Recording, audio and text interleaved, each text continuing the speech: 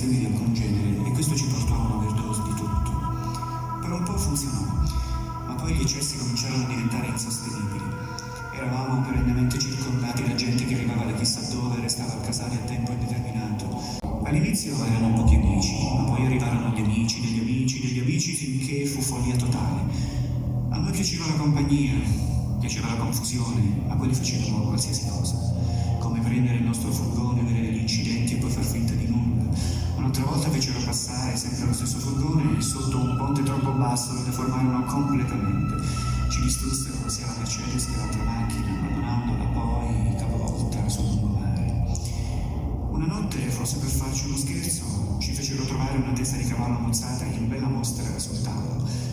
Inoltre subimmo parecchi furti. Ci rubarono anche gli strumenti. Un'altra notte il chitarrista ed io, solo per un caso fortuito, non rimanemmo secchi a causa delle esalazioni delle stoffe a gas. Però ci risolvedavamo sempre. Di fronte a tutto questo noi restavamo indifferenti, anche perché spesso eravamo proprio noi a dare l'esempio.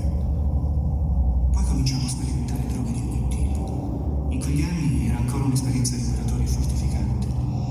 A me piace fare la cosa giusta al momento giusto, poi abbandono il giocattolo, non mi interessa più. Io penso che tutte le droghe del mondo le abbiamo già nel nostro cervello. Comunque noi viviamo quell'avventura con entusiasmo, con la musica, ma soprattutto con tanta allegria.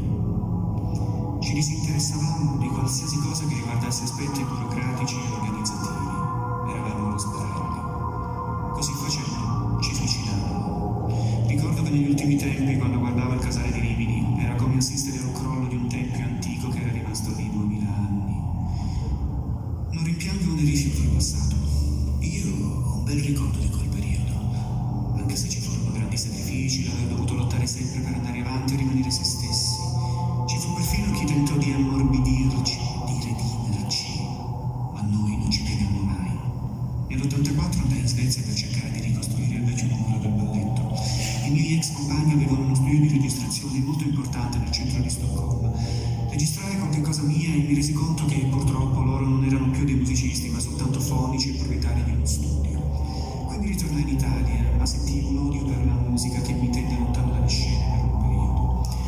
Regolarmente venivo a sapere di questo interesse per il balletto di bronzo, sapevo anche delle ristampe di Issi in Giappone, in America, e mi rammaricava il fatto che tutti i diritti andassero a una prestanomi, che allora aveva firmato i brani del balletto solo perché non ero ancora iscritto alla SIAE. Quindi per 20 anni questa persona ha preso tutti i miei diritti d'autore.